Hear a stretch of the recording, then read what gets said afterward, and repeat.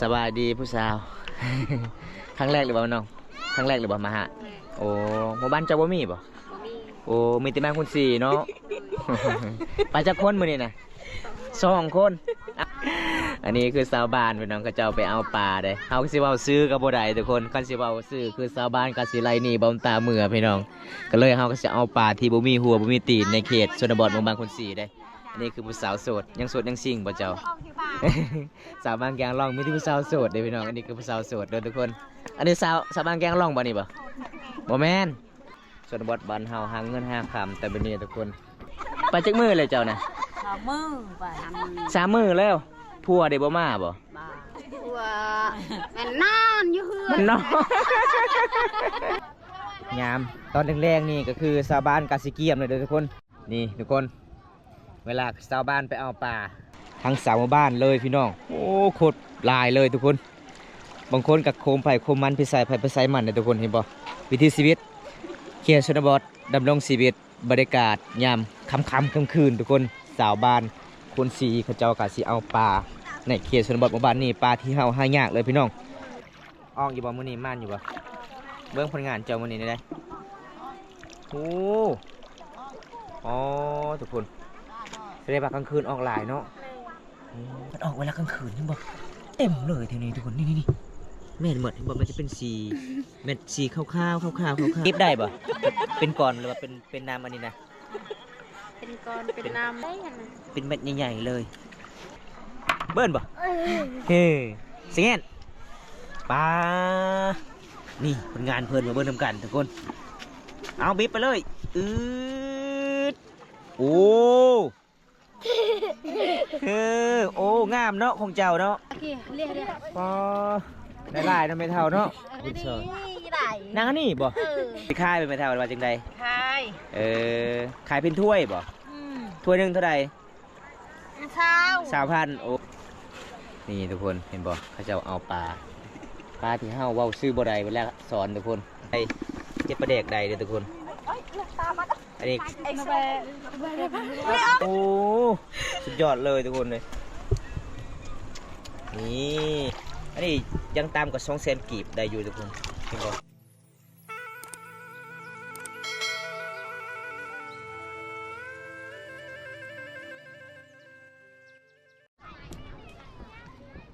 กับสบายดีทุกคนสบายดีบรรยากาศยามแรงๆมื้อนี้บอมตากะสิมาเดินทางเขตชนบทหมู่บ้านคนสี่ทุกคนเพราะว่า14หลายๆคนแบบใดเนาะเขาเจ้าหาอยู่หากินสวนป่าที่บ่มีหัวบ่มีตีนในเซละน้องก็คือบอมตากะสิบอกชื่อบ่ได้พี่น้องถ้าสิเว้าชื่อคือชาวบ้านเขาเจ้ากะสิหานี่พี่น้องมันเป็นตามความเชื่อรุ่นปู่ย่าตายายตะกี้ทุกคนหาป่าในเซละน้องเฮาในเมืองน้องก็จะมีปลานี่ที่หายากที่สุดในประเทศลาวเลยทุกคนก็คือชาวบ้านเขาเจ้ามาหลายๆคนหลายๆครอบครัวเลยพี่น้องเขาจะมาวันนี้ได้บางคนก็ถือไปสายถือโคมไปนำเขาเจ้าก็สิรอหาปลาออกก่อนนี่จุดนี้ละพี่น้องเขาเจ้าก็ไปเอาได้วันนี้บอมตากสิพา FC นะครับชมตามติดวิถีชีวิตสาวลาวเขตชนบทหมู่บ้านคนสี่พี่น้องหาปลาในเชลนองได้การติดตามชมกันแล้วพี่น้องอันนี้ก็คือสาวบ้านเด้ผู้สาวมาแต่บ้านแกงกะหล่องเนาะโอ้เดินทางมาไกลเลยสบายดีผู้สาว ครั้งแรกหรือเปล่าน้องครั้งแรกหรือเปล่ามาฮะโอ้หมู่บ้านเจ้าบ่มีบ่โอ้มีแต่แม่คนสี่เนาะ ไปจากคนมื้อนี้นะ2 คนเอาเป็นยังคือสาวโทเมื่อปะน้องอ๋อสาวโทมีผู้บ่าวแล้ว อันนี้คือชาวบ้านพี่น้องเขาเจ้าไปเอาปลาเด้เฮาสิเว้าซื้อกับบ่ได้ทุกคนคันสิเว้าซื้อคือชาวบ้านก็สิไล่หนีบ่ตาเมื่อพี่น้องก็เลยเฮาก็สิเอาปลาที่บ่มีหัวบ่มีตีนในเขตชนบทหมู่บ้านคนสี่เด้อันนี้คือผู้สาวโสดยังโสดยังซิงบ่เจ้า สาวบางแกงล่องมีที่ผู้สาวโสดเด้พี่น้องอันนี้คือผู้สาวโสดเด้อทุกคนอันนี้สาวบางแกงล่องบ่นี่บ่แม่นโอ้สาวบางคนสี่เนาะ สาวแนงบ่มาไปแม่เฒ่าอ๋อเพชรงานบ่โอ้สาวเนียงเพชรงานเลยทุกคนนี่คืออีเมลสาวเนียงได้พี่น้องอันนี้คือทั้ง3 หมู่บ้านเลยพี่น้องเขาเจ้ากะมาละลายคนมาละลายทั้งครอบครัวเลยพี่น้องชนบทบ้านเฮาหาเงินหาคำแต่บัดนี้ทุกคนต้องหาซ้อนป่าตามเซละน้องเพราะว่ามื้อนี้กับบอมตากะสิพา FC เดี๋ยวครับชมอัปเดตวิถีชีวิตสาวลาวเด้อันนี้คือเวลาเขาเจ้ากะมาดังไผ่ไปพร้อมเพราะว่าขึ้นเตน้ำแล้วกะสิพิงไผ่มันหนาวเลยทุกคนเลยได้ไหมเมียเท่าเมื่อวานนั่นเจ้าได้บ่เจ้าได้ไล่ไปเมียเท่าบ่ได้เลย โอ้แสดงว่าสะดุ้งเจ้าบ่ม่านเนาะ มื้อนี้เอาหลายๆเด้อมื้อนี้เด้อข่อยสิเบิ่งเจ้าซ่อนป่าเวลากลางคืนอันนี้คือสำหรับดังไพ่เวลาซ่อนแล้วหน้าก็คือขึ้นพิงไพ่เนาะอ๋ออันนี้คือชาวบ้านทุกคนโหเบิ่งไปเยี่ยมไปยามแม่เฒ่าเพิ่นก่อนเพิ่นว่าได้ผัว3 ปี สบายดีแม่เฒ่า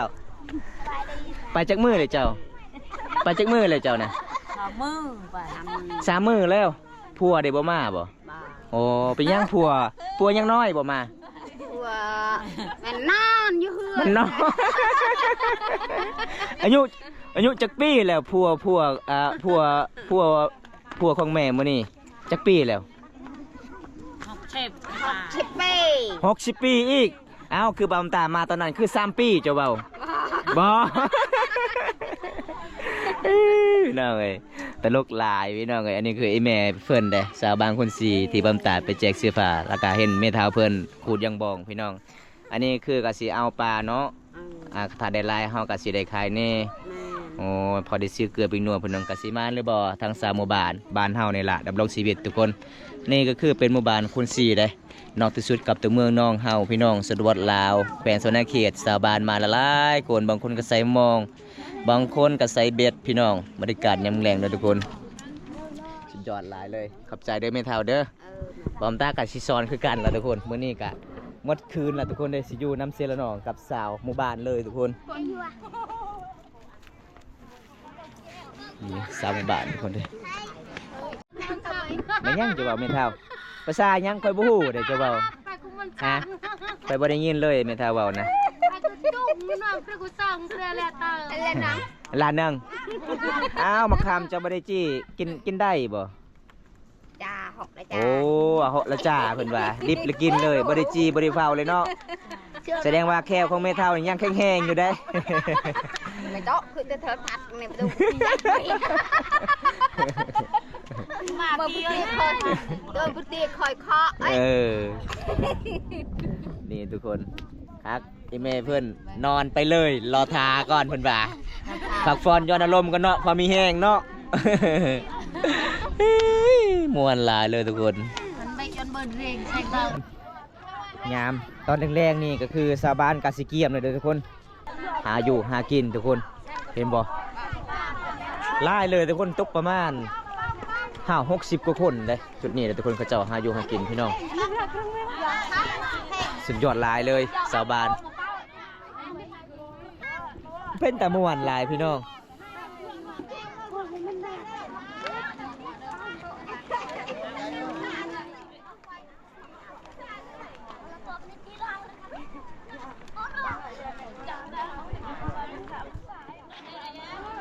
ทางพ้นกระเจ้าเริ่มสอนเลยพี่น้องทางพ้นพี่น้องเลยเพราะว่าตอนนี้มัน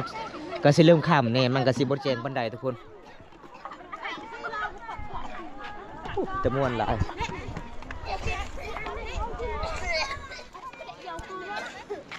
เล็กคมชุก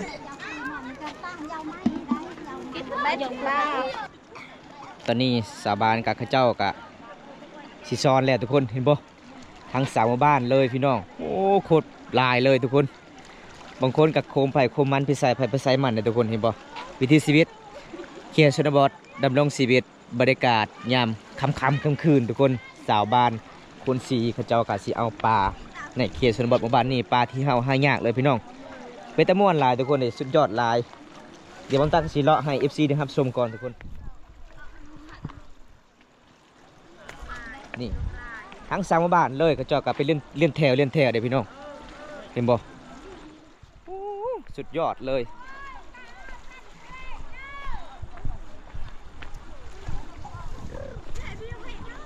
หน้าตามันก็จะเป็นมันออกลายหนึ่งดำหัวหนำเลยทุกคนเห็นบอก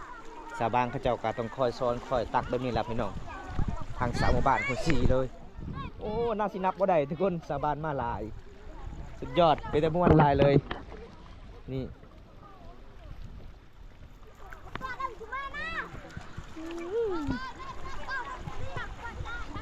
สุดยอด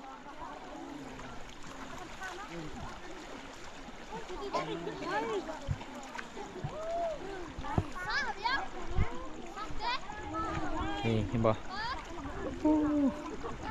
ชาวบ้านมาหลายคนเลยทุกคนเลยสุดยอดหลาย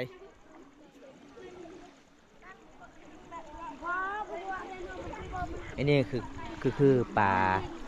ลาขยองเลยทุกคนปลาขยองทางชาวบ้านสอนได้ถ้าได้ยินชาวบ้านได้ยินบอมตาว่าก็เจ้ากาสิหายเนี่ยทุกคนบ่ให้ทายเลยทุกคนเลยวิถีชีวิตบ้านเฮาดำรงชีวิตบางคนในรายเขาเจ้าก็สิได้สอนได้ขายอยู่เห็นบ่สุดยอดหลายชาวบ้านนี่ดำรงชีวิต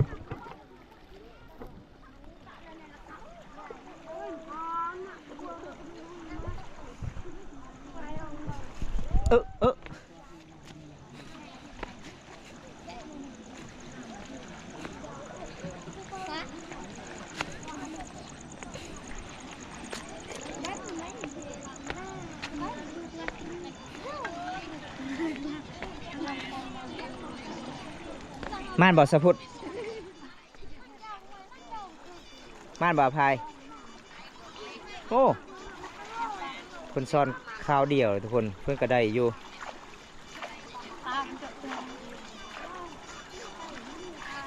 เด็ดนี่ละพี่น้องหลายๆคนเขาเจ้าสอนบ่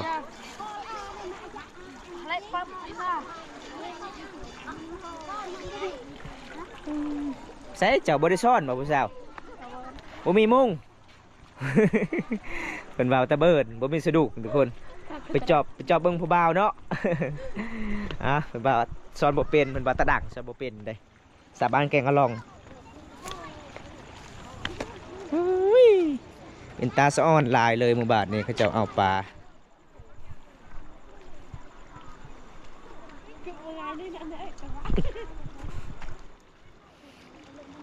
ได้สาวพุทธเจ้าเห็นอยู่บ่ออกอยู่บ่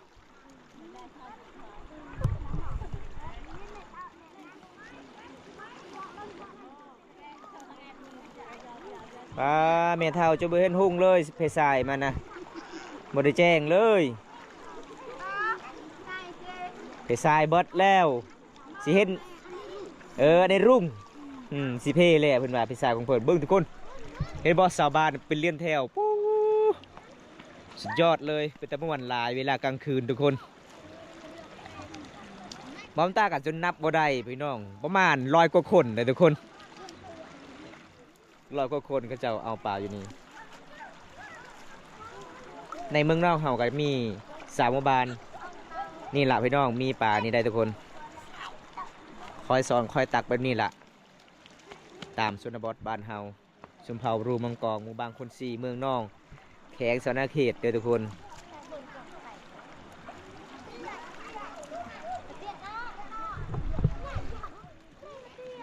เป็นตาสะอ้อนลายเลย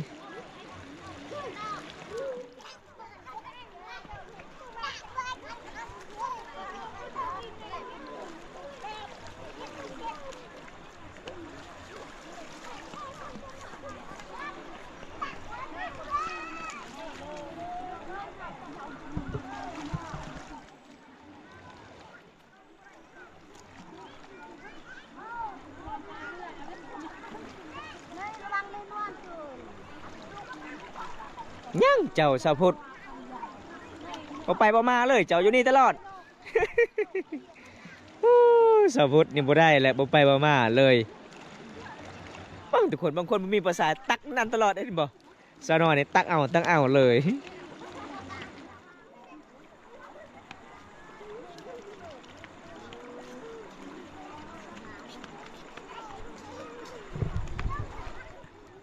เห็นแล้วก็ดุมสมบูรณ์นะทุกคนหมู่บ้านนี่ได้นี่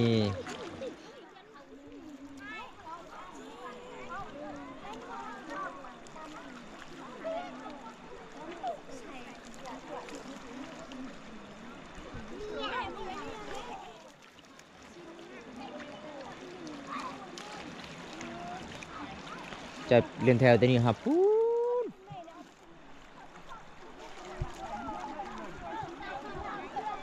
เอาทุกคนเบิ้งนี่สบานพี่น้องเป็นตะม่วนลายเด้เห็นบ่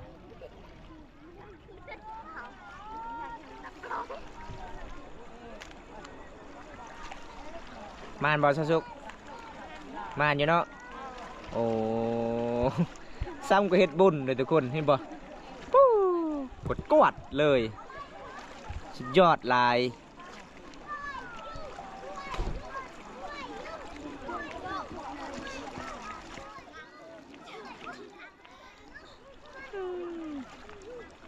สบาดมาอีกบ่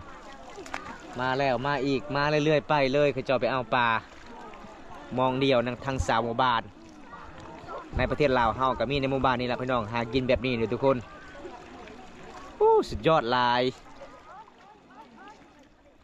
หาป่าเวลากลางคืนเอาสะดุ้งหน่อยๆมาซ้อนมาตัก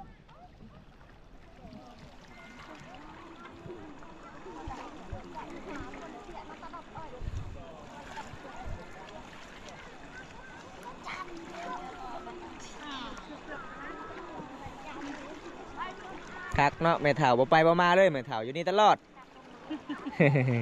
บ่ติงเลยนี่แม่เฒ่าเพิ่นบ่ติงบ่มาเลยทุกคนจักถึกจักบ่ถึกได้เพิ่นซ่อนไปเลยเบิ่งสะบานเขาเจ้าลอยน้ำลึกอยู่ลึกอยู่ลึกเห็นบ่ เบิ่งแม่เฒ่าโอ้พอได้อยู่พอได้ถ้วยน้อยโอ้ผู้บ่าวน้อยนี่หนาวเลยเนาะหนาวแล้วเพิ่นว่า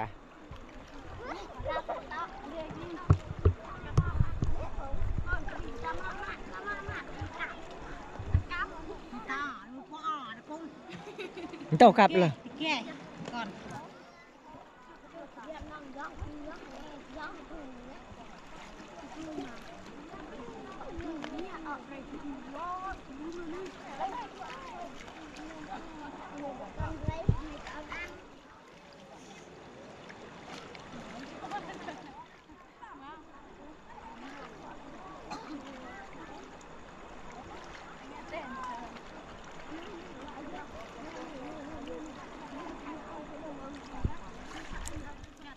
เป็นตาสะอ่อนเลยสาบานหากินแบบนี้เบิ่งแล้วก็ม่วนเลยทุกคนเลย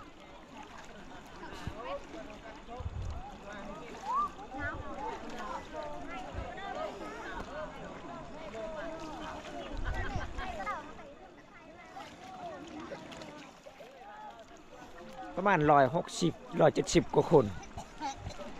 มาทั้งครอบทั้งครัวเด้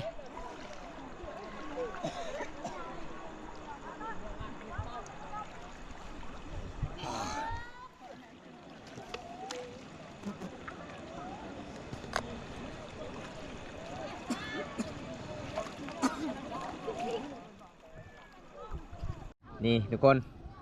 เวลาชาวบ้านไปเอาปลาเห็นบ่มังกะประมาณ6:44 นาทีทุกคนชาวบ้านไปเอาปลาเลยอันนี้เป็นปลาออกทางสามบาทเลยทุกคนเขาจะไปเอาปลาจุดนี้มาพี่น้องโอ้เป็นตะม่วนลายเลยบอมตาเบิ้งกะอุ้ยสุดยอดลายเลยทุกคนนี่เห็น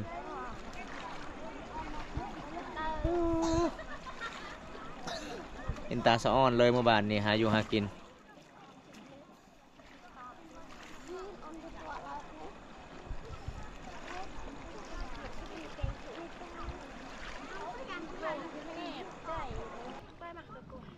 ได้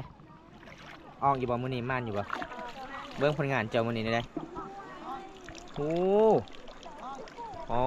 ทุกคนแสดงว่ากลางคืนออกหลายเนาะเบิ่งทุกคนชาวบ้านนี่จนนับบ่ได้เลยพี่น้องเอ้ยตอนค่ำๆบอมตานับได้อยู่อันนี้มันออกเลยบ่นี่บ่โอ้เริ่มหนาวเลยเนาะอันนี้น้องสาวสุขเพิ่นก็สิสอนต่อทุกคน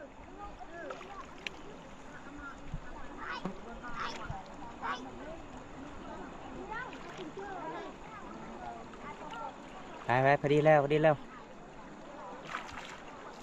หนาวแล้วเอาผลงานน้องสุกมื้อนี้มานอยู่ทุกคนสาวบ้านกันยังสิเอาได้แซวๆเลยทุกคนเต็มหนำเลยทั้ง3 หมู่บ้านพี่น้องเป็นตาสะออนหลายหมู่บ้านนี่หาอยู่หากินกับเป็นตะม่วนนี่ใส่ขู่เจ้าจุปะนะโอ้ไปพี่น้องไปเบิ่งผลงานสาวสุกมื้อนี้ก่อนแล้วจากนั้นกับบอมตากับอัปเดตให้ชาวบ้านนี่เบิ่งชาวบ้านได้หลายหรือบ่พี่น้อง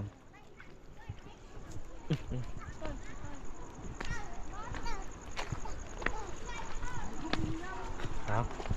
อันนี้คือซองไอ้หนองเลยอ๋อเพิ่นกำลังสิตองป้าพี่น้องเลยพอได้กินอยู่เนาะต้องมีมุ้งไปน้ำเลยทุกคนเห็นบ่นี่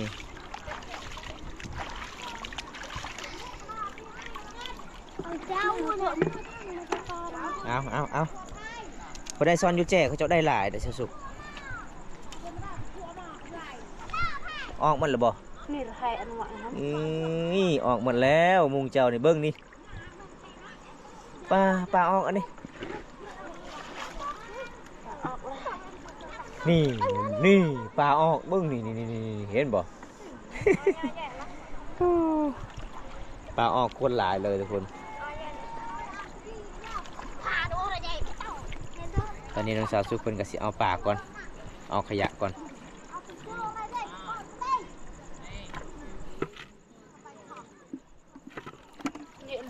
นี่เขาเด็ดราคาอันไหนยาว เสาโทเมื่อไว้นะเสาโทเนาะเสียดายเนาะไปเอาปลาแล้วก็เมื่อทุกคนรู้จักว่าปลาออกกลางคืน ตัวตอนนู้นเต่ามากกว่าตัวแต่ เอานี่น้องสาวเพิ่นกะสิต้องปลาก่อนเอาปลา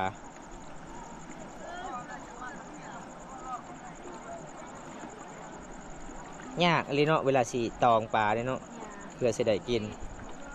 กับบ่แม่นเรื่องง่ายๆเลยทุกคนทางสามหมู่บ้านหน้าตาเป็นแบบนี้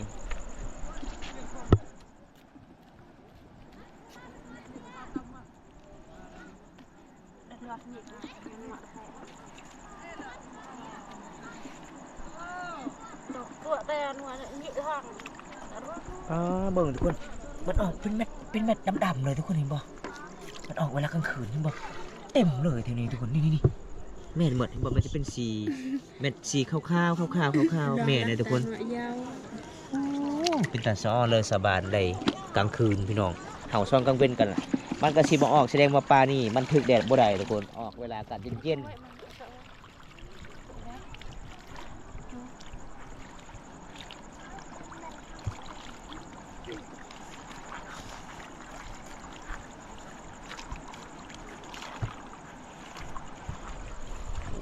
หวานอยู่สุกได้ลาย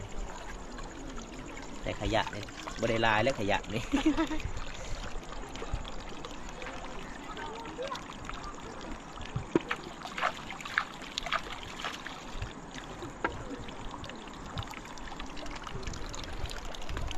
โอ้พอได้อยู่เนาะ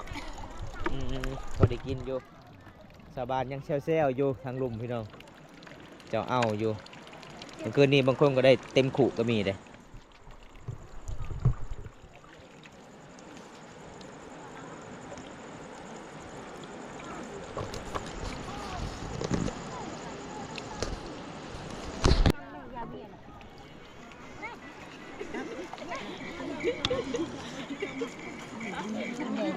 โอ้พอได้กินอยู่ทุกคนเลยสาบานพระเจ้ากำลังสิกันเอาขยะออกก่อนทุกคนตาหอมดังมาให้รู้อ่ะมาบ่ได้ออกแล้วมื้อนี้เนาะบ่ลายเนาะเมื่อคืนนี้ออกลายเลยทุกคนเมื่อคืนนี้บางคนก็ได้เต็มขู่เบิ่งพระเจ้ายังสอนแซ่ๆเลยทุกคนอันนี้คือสสุกเพิ่นก็สิผลงานสสุกก็พอได้อยู่พี่น้องบีบได้บ่เป็นก้อนหรือว่าเป็นน้ำอันนี้นะเป็นก้อนเป็นน้ำเลยโอ้บ่ได้แล้วสำนี้ก็พอได้กินอยู่แบบให้ปัดเอาชาวบ้านกับพระเจ้ากำลังสิเอาปลาเพื่อสิได้ปลากินกะสุดยอดยากเลยทุกคนเฮาเฮ็ดบ่เป็นก็กินบ่ได้ขยะหลายชาวบ้านเขาเจ้าเคยดำรงชีวิตหาอยู่หากินแบบนี้ตลอดเลยที่จัดแร้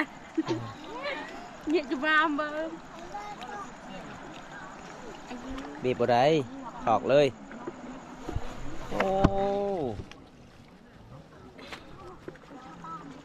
งามเนาะบีบได้อยู่เลยเป็นก้อนเลยบีบได้เป็นเม็ดใหญ่ๆเลย ว้าวทุกคนนี่บอกพี่น้องแบบนี้ก็คือเขาเฮ็ดลาบใดทุกคนแบบนี้ทุกคนเฮ็ดลาบใดเลยพี่น้องโอ้กว่าประมาณ2 โล2 ใดทุกคนผู้สาวละลายคนเลยพระเจ้ากับศิลานี่บอกทุกคนขัดเนาะ2 คนนี่ได้ล่าอยู่บ่เน่ากระดัง มาเบิ่งผลงานโอ้ได้ถ้วยน้อย เอาทุกคนไปเลาะเบิ่งสาบานก่อนไปเลาะเบิ่งสาบานกลางคืนนี่ทุกคนเมียเท่าเพิ่นกับบ่ได้พอได้กินอยู่โอ้เบาหน่อยได้บ่เบาหน่อยบ่ได้ มาเบิ่งผลงานเบาหน่อยก่อน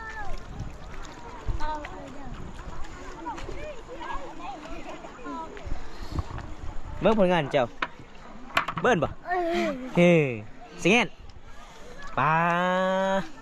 นี่ผลงานเพิ่นมาเบิ่งนำกันทุกคนเอาบิ๊บไปเลยดโอ้โอ้งามเนาะของเจ้าเนาะบ่มีขยะเลยโอ้เก่งเลยทุกคนเพิ่นสอนเก่งหลายเบิ้นไหมบ่เบิ้นไบรโอ้สิเงี้ยเพิ่นว่าหนาวแล้วตอนนี้หนาวแล้วนี่เห็นบ่พี่น้อง2ไอ้น้องเพิ่นได้อายุหากินพี่น้องหาปลาที่หายากในหมู่บ้านนี้ปีหนึงก็ได้กินทีนึงสาบานยังเชี่ยวแซวเลยกับเจ้าสอนปลา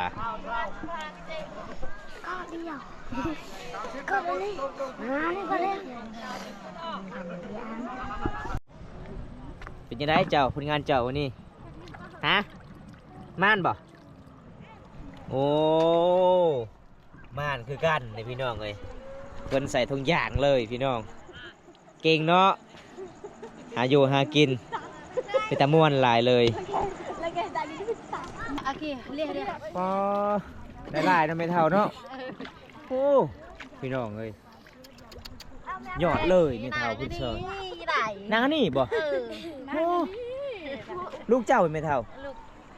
โอ้เก่งเนาะลูกเจ้าหากินเนาะแสดงว่ามือของเพิ่นนี่บ่เป็นธรรมดาเด้ม่านหลายเด้ป้าเบิ่งทุกคนซ้ำงูเลยยาว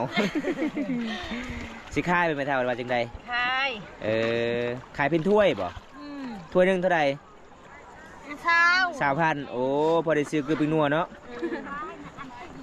เอาผลงานของเมทัลแม่นผลงานของเมทัลลูกสาวเพิ่นได้ทุกคน เมทัลบ่ได้เพิ่นว่าหนาวลงน้ำบ่ได้เนาะ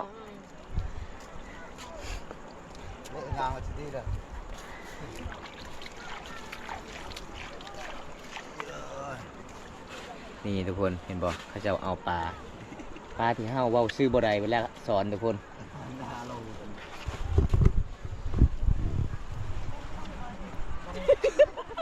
ยังผู้สาว2 คนมีแต่ยิ้มตลอดเลยอันกระทอกสิเหรอใส่ครับทำให้ปลาโอ้งามเนาะของเจ้าเนาะเป็นก่อนใดเห็นหลาบใดเจ็บประเดกใดเลยทุกคนอันนี้ได้เลยเด้อย่างน้อยกับประมาณ100,000เลยเด้นี่นะได้แล้วจริงเนาะสาวน้อยฝีมือเจ้าเป็นธรรมดาสุดยอดเลย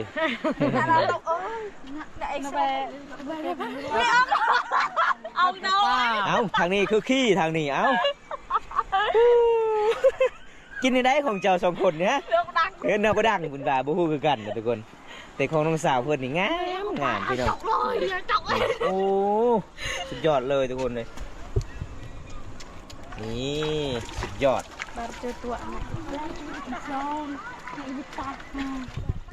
เก่งเลยอันตัวนี้ซอจะอันอ๋อทางนี้น่าไอ้นางตะลาเรียวละโกนละเรียวละน่าตัวแค่ก้อนแล้วใช้ผลงานเจ้าสุกเบิ้งผลงานเจ้าสำเข้าอยู่บ่โอ้พอได้อยู่เนาะได้โบราณสาบานเบิ้งทุกคนเซลเลยเขาจะเอาปลาติดตาสะอ่อนเลยหมู่บ้านคนสีเมืองนองในชนเขตทุกคนอันนี้คือปลาบุมีหัวบุมีตีนแต่มันออกได้เลยทุกคนถ้ามันออกกลางคืนอาจจะเป็นกลุ่มเป็นแมทเขาเห็นอยู่พี่น้อง อันนี้ยังตามกับ200,000กีบได้อยู่ทุกคนเห็นบ่งามหลายเลย